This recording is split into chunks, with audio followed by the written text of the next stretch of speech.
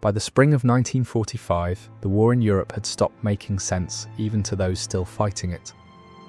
Entire divisions existed on paper and nowhere else. Supply routes ran to towns that had changed hands twice in a week. Orders arrived from command structures that had already ceased to function. And in this dissolving landscape, a particular kind of prisoner appeared in American custody in growing numbers. Women, not combatants in the legal sense the Geneva Convention had been written to address, but women who had served the collapsing Reich in roles that blurred every line the planners had drawn. Signals auxiliaries, postal clerks, communications staff attached to units that had scattered or surrendered without warning. Some had walked for days before reaching American lines.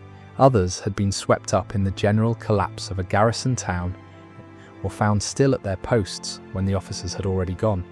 They arrived at US-run holding compounds in a state that was difficult to categorize. Not wounded, not combatant, not quite civilian, just present, exhausted, and uncertain what that presence was going to cost them. One such group arrived at a temporary compound in Bavaria in the final weeks of April.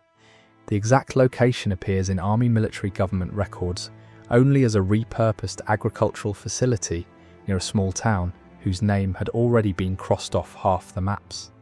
The women were housed in a long stone building that had stored grain through the winter.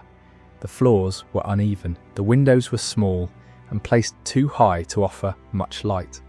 The building was cold in the way stone buildings are cold in April, not freezing but persistently chill, the kind that sits in the joints rather than on the skin. There were roughly 40 women in the group.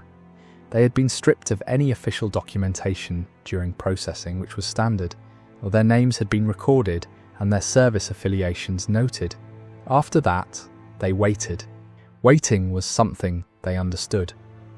What they did not understand was the form the waiting was taking. There was no punishment. No one was being made to stand for hours in open air.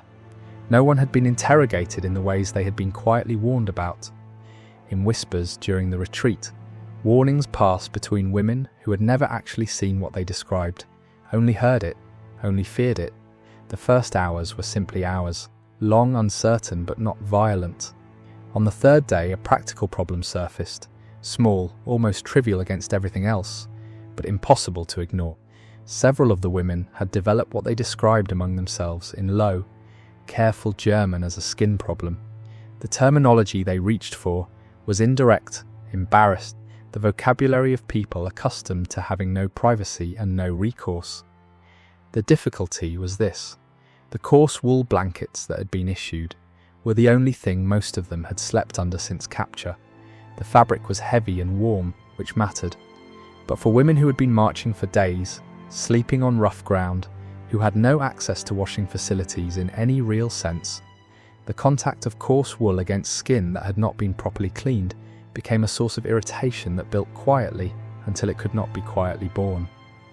It began to be mentioned, not to the guards, not at first, between the women themselves, the acknowledgement that sitting hurt, that sleeping hurt, that the skin along the backs of arms and legs had gone raw and red.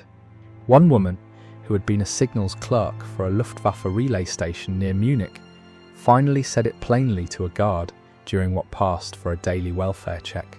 She pointed to her forearm, where the skin was visibly irritated. She said in German, slowly and clearly, as though clarity might substitute for shared language, that the blanket was causing harm. The guard was a private first class from Pennsylvania. His German was limited to numbers and a few commands. But he looked where she pointed. He looked at the blanket she held up. He looked at the other women nearby, some of whom had rolled their sleeves back to show similar marks. He did not say anything. He wrote something in the small notebook he carried, which was itself unexpected. No one had ever written down something a prisoner said, with the apparent intention of doing something about it. He came back the following morning, not alone. He brought a corporal who carried a canvas bag, and behind them a Red Cross worker, a woman, whose presence caused an immediate and visible shift in the room. The Red Cross worker spoke German, imperfectly but functionally. She explained what she had brought. Cotton undershirts, American issue, oversized, plain, not luxurious. not plentiful enough for the entire group, but she had as many as had been available. She distributed them methodically, starting with the women whose irritation was most visible. She explained that more would be requested. She did not promise they would arrive quickly, because she did not know that they would. When the first woman put the cotton shirt on beneath her other clothing, she stood for a moment without moving. Then she sat down on the stone floor, carefully, and said nothing. Someone asked her in German what it felt like. She used a word that translates roughly as relief, but the meaning in context was something closer to the return of a normal state. Not comfort, not luxury, just the absence of a pain that had been constant long enough to feel permanent. Others put theirs on. The room did not become cheerful. Cheerful was not available in any quantity that April, but the quality of the silence changed. There was a difference between silence that comes from despair and silence that comes from people simply being, for a moment, without a specific discomfort they had stopped believing would ever be addressed. The guard who had written the note stood near the door. He did not acknowledge the significance of what had happened. He looked at his notebook, added something, and moved on to the next part of his rounds. In the weeks that followed, as the compound grew more organised and the end of the war became first a rumour and then a confirmed fact, the women spoke about that moment among themselves. Not the big moments, not the surrender, not the first sight of American soldiers, not the processing or the questions or the long uncertain hours of the first night. They spoke about the guard who wrote something down, the Red Cross worker who spoke German badly but spoke it, the cotton shirt that had been found somewhere and carried across a compound and handed over because someone had noticed a problem and treated the noticing as the beginning of an obligation. In the German military structure these women had served, discomfort was structural. It was expected and irrelevant. To name it was to invite punishment for weakness. To have it acknowledged by the authority responsible for it was simply not a category of experience that existed. The Geneva Convention was, for the American Army of 1945, a document with teeth. Not perfect teeth, not always sharp, but present, functional, backed by inspections and officer accountability and a genuine institutional culture that treated unnecessary suffering as a problem rather than a policy. These women could not have articulated that distinction in those weeks. They only knew what they had experienced: a guard who used a notebook, a shirt that arrived when it was needed, a system that noticed.